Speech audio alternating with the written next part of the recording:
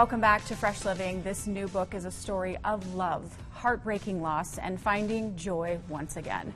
Erica Hansen is here to tell us all about it. Erica, thank you so much for being here. Thank you so much for having me. It's so good to see you. I am so excited to chat with you and have you here and honor you and everything you're doing. I feel like this is a conversation long overdue. It is. We should have done this a long time ago. We should have. It's very long overdue. Okay, we're going to start with the title, The Hope at the End of the Tunnel. What does that phrase mean to you personally?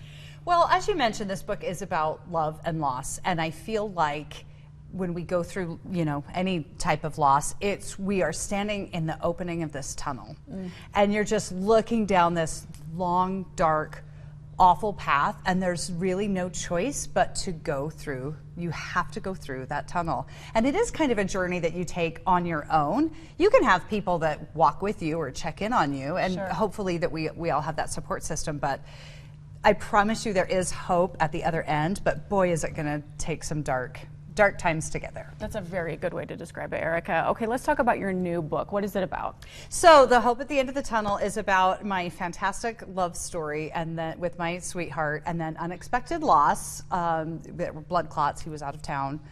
That will be in the book. And then it's about this navigation piece of what does life look like now? And will I ever feel happy again? And will there be where will I find myself again when so much of my joy was taken away? Sure. And I think that it's a rediscovery process for ourselves of even feeling like it's okay to feel joy. You don't want to feel disloyal. Like, it's a very, I think, complicated and confusing and nuanced new chapter for yourself. A lot of messy emotions. Absolutely. Just messy. Okay, and this book is incredibly personal, obviously, and very vulnerable. Erica, can you share a bit about your amazing husband, Jeramy, and the life you shared before his sudden passing? Well, it's one of the reasons I wrote the book, because he was such a one-of-a-kind guy that I promise getting to know him will be so worth your time. He was just this larger-than-life presence. We met at Costco, believe it or not, so we just have this really great love story.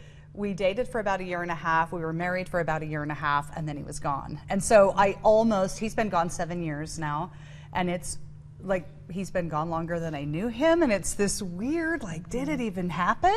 Did all that joy even happen? And so I really wanted to get those memories on paper.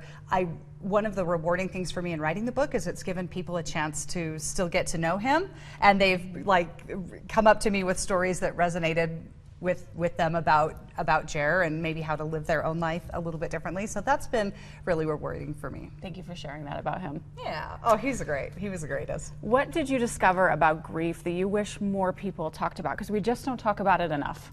We don't talk about it enough, and I think that that's part of what makes it feel so isolating and alone. I think that realizing it's this kind of every moment event, that it's not this climb up a linear staircase to brighter days. There are good days, there are bad days. It's been 7 years for me now, and even still I'll get zinged with just like, whoosh, I'm really missing him today for different reasons.